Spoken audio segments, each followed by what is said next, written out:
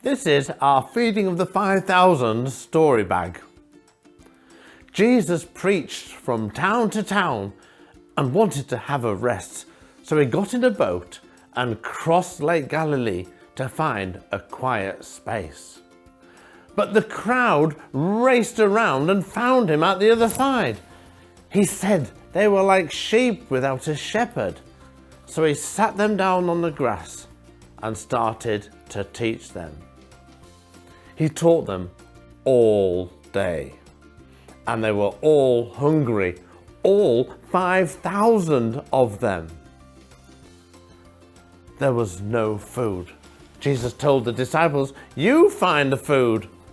But they said, "How could we possibly even afford that?"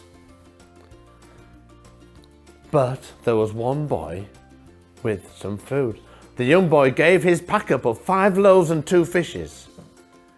Jesus said to everybody, "Sit down." Jesus gave thanks to God for the food, and they blessed it. And then he told his disciples to start sharing it out. It was one massive picnic.